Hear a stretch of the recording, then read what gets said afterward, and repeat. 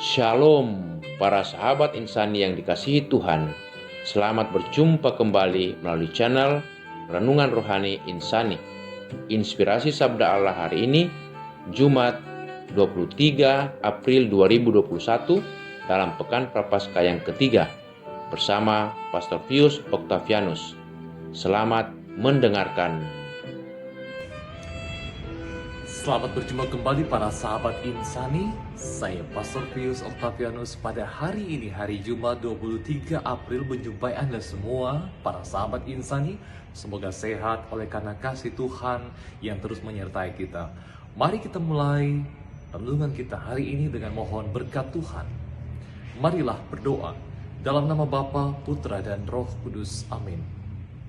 Bapa yang penuh kasih, Engkau menganugerahkan sakramen Ekaristi bagi kami untuk menyambut tubuh dan darah-Mu yang menguatkan kami untuk terus bersatu dan menyatu dengan Engkau.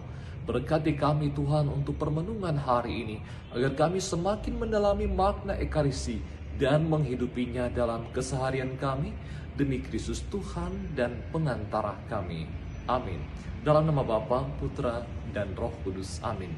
Tuhan sertamu dan sertamu juga. Inilah Injil Yesus Kristus menurut Santo Yohanes. Dimuliakanlah Tuhan. Pada waktu itu orang-orang Yahudi bertengkar antar sesama mereka dan berkata, "Bagaimana ia ini dapat memberikan dagingnya kepada kita untuk dimakan?" Maka kata Yesus kepada mereka, "Aku berkata kepadamu, sesungguhnya jikalau kamu tidak makan daging anak manusia dan minum darahnya, kamu tidak mempunyai hidup di dalam dirimu. Barang siapa makan dagingku dan minum darahku, ia mempunyai hidup yang kekal, dan aku akan membangkitkan dia pada akhir zaman. Sebab dagingku adalah benar-benar makanan, dan darahku adalah benar-benar minuman. Barang siapa makan dagingku dan minum darahku, ia tinggal di dalam aku dan aku di dalam dia. Sama seperti Bapa yang hidup mengutus aku dan aku hidup oleh Bapa, demikian juga barang siapa yang memakan aku akan hidup oleh aku. Inilah roti yang telah turun dari surga, bukan roti seperti yang dimakan nenek moyangmu dan mereka telah mati. Barang siapa makan roti ini, ia akan hidup selama-lamanya." Semuanya ini dikatakan Yesus di Kapernaum ketika ia mengajar di rumah ibadah. Demikianlah Injil Tuhan, terpujilah Kristus. Para sahabat insani yang terkasih, suatu waktu ketika tugas di salah satu daerah, ternyata umat di tempat itu mempunyai kebiasaan setiap waktu ada acara syukuran ataupun apa namanya, ketika mereka kumpul, mereka pasti akan minum arak. Dan ketika mereka minum arak, akhir-akhirnya, ujung-ujungnya mereka mabuk, berkelahi, ngomong ngelantur, dan semakin pede percaya diri untuk menggertak orang dan mengajak untuk berkelahi. Saudara terkasih, ketika saya tanya kenapa bisa terjadi pertengkaran, perkelahian, ternyata efek dari minum arak yang mengandung alkohol.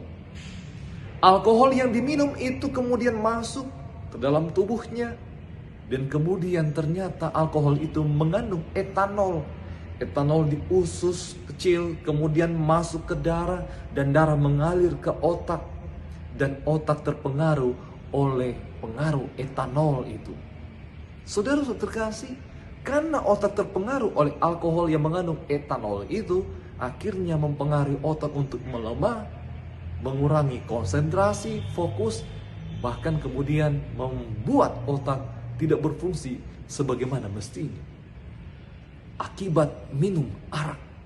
Apa yang diminum mempengaruhi tubuh. Apa yang dimakan pun mempengaruhi tubuh. Juga di akhir-akhir, di tengah-tengah pandemi ini, orang berlomba-lomba untuk mencari nutrisi, tambahan, vitamin, supaya tetap kuat menghadapi pandemi ini. Begitu banyak vitamin, begitu banyak bahan-bahan makanan menjadi tambahan, herbal, dan begitu banyak promosi bagaimana supaya tubuh ini kuat menghadapi pandemi ini. Ada yang makan makanan sayur, ada yang makan yang bergizi, ada yang menambah dengan multivitamin, ada yang kemudian juga membuat racikan dari alam supaya kuat. Semua itu untuk mempengaruhi tubuh. Tetapi ketika kita diingatkan dengan bacaan Injil hari ini, kita sampai pada sebuah pertanyaan. Ketika kita menerima komuni tubuh Kristus, tubuh dan darah Kristus dalam Ekaristi, apakah hosti yang sudah menjadi tubuh Kristus yang hidup dan jaya itu mempengaruhi kita? Kalau alkohol itu kita minum, mempengaruhi kita untuk mabuk. Kita makan ginseng, kita makan begitu banyak vitamin, suplemen dari Jepang lah, dari Amerika lah, dari Australia, dari tanaman-tanaman sekitar lah kita buat racikan. Mempengaruhi tubuh kita. Tetapi Ekaristi, apakah mempengaruhi kita?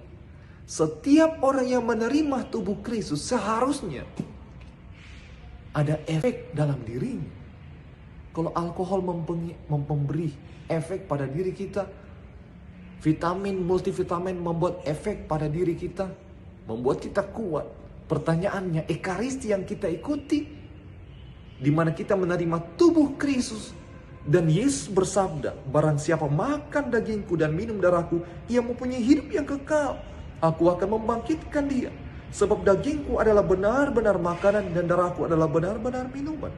Barang siapa makan dagingku dan minum darahku, ia tinggal di dalam aku dan aku di dalam dia. Begitu hebatnya kita. Ketika kita menerima tubuh Kristus dalam komuni, Kristus tinggal dalam diri kita. Harusnya mempengaruhi pola bicara kita, pola pikir kita, hati yang tentram, damai, karena Kristus tinggal dalam diri kita.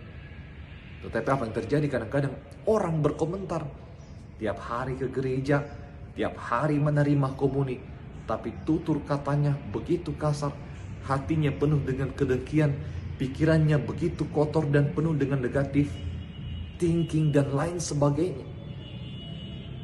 Ekaristi tidak membuat efek dalam dirinya, tidak membawa perubahan baik dalam dirinya.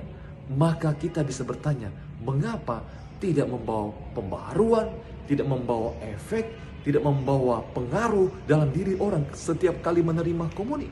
Bisa jadi, yang pertama, dia tidak mengerti betul apa artinya Ekaristi. Maka ketika dia datang mengikuti Ekaristi, dia hanya datang, duduk, diam, ngantuk, dan pulang. Tidak ada persiapan batin dalam dirinya.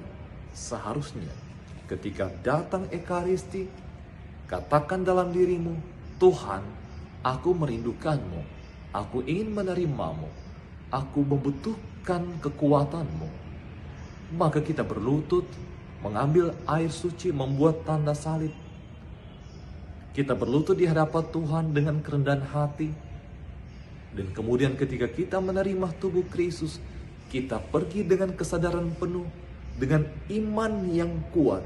Saya menerima tubuh Kristus. Dan ketika kita selesai menerima komuni, kita kembali ke tempat duduk, berdoa, berlutut, berpasrah. Tuhan, Engkau menyatu dengan diriku, dan aku akan pulang membawa Engkau dalam kehidupanku. Sikap batin mungkin menjadi pertanyaan untuk diperbaiki agar kita menerima kekuatan tubuh Kristus. Yang kedua, ketika kita menerima tubuh Kristus, kita tidak mempunyai niat yang baik untuk merubah diri kita. Kita tidak membiarkan Kristus untuk berbicara, dan kita tidak membiarkan Kristus untuk menempati diri kita ini. Karena hati kita penuh dengan rampasan, penuh dengan kedengkian. Maka dibutuhkan pengosongan diri, pengosongan batin. Tuhan, bertahtalah dalam diriku. Maka ketika kita melakukan kesiapan batin ini, iman kita akan Ekaristi, bahwa sungguh-sungguh tubuh Kristus, maka akan membuat diri kita mengalami rahmat, mujizat, kekuatan tubuh Kristus. Saudara-saudara terkasih, ingat selalu Ekaristi. Yang kedua, siapkan batin. Dan ketiga, iman kita akan Ekaristi menentukan kita untuk hidup dari tubuh dan darah Kristus yang kita terima. Tuhan memberkati kita semua. Amin. Terima kasih saudara-saudariku yang telah mendengarkan Sabda Allah. Saya Pastor Marcelo Lotandung mengucapkan berlimpah terima kasih kepada Pastor Pius Octavianus. Semoga pastor bersama dengan rekan-rekan imam dan segenap umat di paroki senantiasa diberkati Tuhan dalam setiap aktivitas dan pelayanannya. Amin.